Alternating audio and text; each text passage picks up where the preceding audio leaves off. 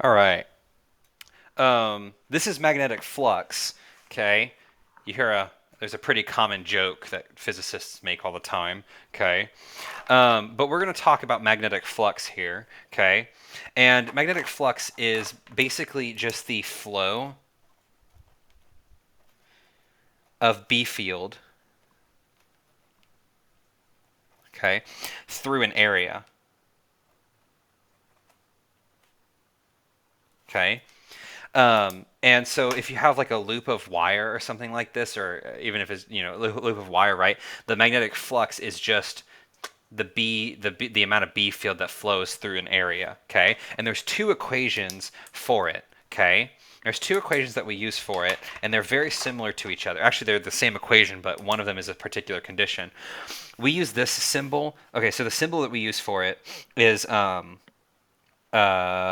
it's phi or phi. You can call it either one, okay? And we usually put a sub b on it too, okay? And then the units are Teslas times meters squared, and that actually we call a Weber. Okay, not not a not like Spider-Man, right? Like not like a Spider-Man Weber, but there's that. I think it was. I looked this up. It was like Heinrich Weber. I think was the guy who came up with it. It's basically it's literally just a unit for magnetic flux. Okay, it's nothing really too special. It's just a unit for magnetic flux. The equation for magnetic flux. There's two of them, and again, like I said, they're the same thing, but two different conditions. Okay, is the first one is phi is equal to NBA, okay, cosine theta. And I know what you're thinking. You're like, oh, is the goat LeBron about to appear? No, because NBA stands for N times B times A. But in this case, right, N is the number of turns, okay. And what do we mean by number of turns? Well, think of it like this, right? If you have a wire and you're going to turn it into a coil, right? The turns is like basically like the number of loops, right? Can you see it in my little box down here in the corner? The number of turns is the number of times basically that you turned the wire to make the coil, right? Okay. And then theta, okay, what is theta, right? We know theta is an angle, but this is the angle between the B field and the A vector. So B and A are vectors. I'm going to tell you what the A vector is. It's called the area vector, and I'll tell you what that is, okay? It sounds kind of crazy, but it's actually not that bad, okay? And then this equation, let's say that this is for like a coil, right? If you have a coil with a bunch of turns, but let's say that you only have a single loop, and therefore there's only one turn. This equation then becomes just BA cosine theta, okay? And it's all the same, right? Again, like I said, same equation, just with n being equal to 1, okay? What is the area vector? That sounds crazy, Mr. Mitchell. Can you tell me what that is? Absolutely. The area vector is a vector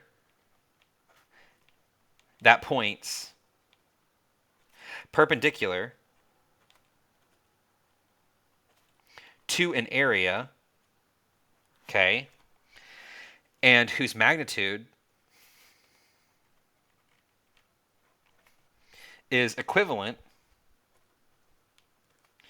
to the area of the plane segment. Okay? So if I take the area of this circle right here, that'll give me the length of the vector A. Okay, and then that will wait, and so the area of the plane segment is the of this circle is the same as the magnitude of the vector A, and the vector A is going to be perpendicular to this area section, so it could go up here, right, or it could go down. Doesn't really matter. If I tilted it, then the angle here would change. A would still be perpendicular to it as I turn it around. Okay. What is necessary for EMF and current to be induced in a wire? You have to have the magnetic flux through the loop or the circuit change with time. Okay, so you need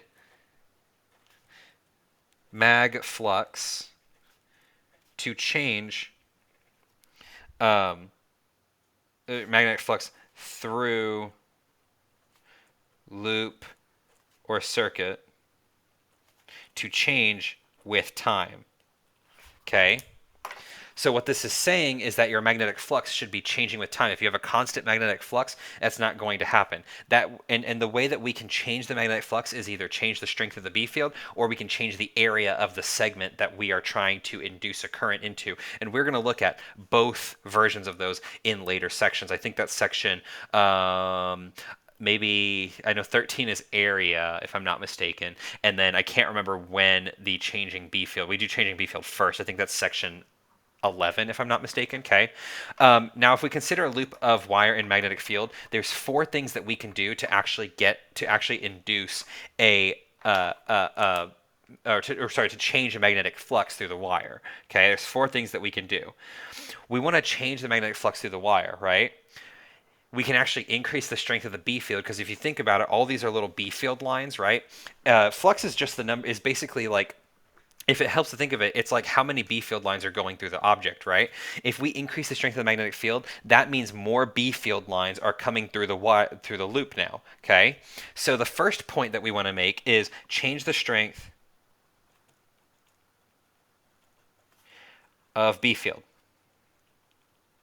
Oh, sorry, and I should also say, right, if you want to decrease it, you could decrease the strength of the magnetic field, and then less lines are going through the loop, okay? We can change the orientation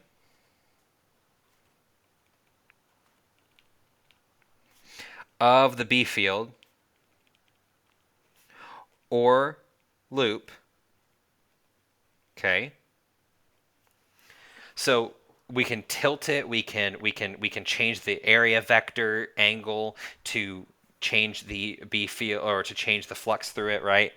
We can change the area of the loop. Okay, we can make it bigger, we can make it smaller, or we can move the loop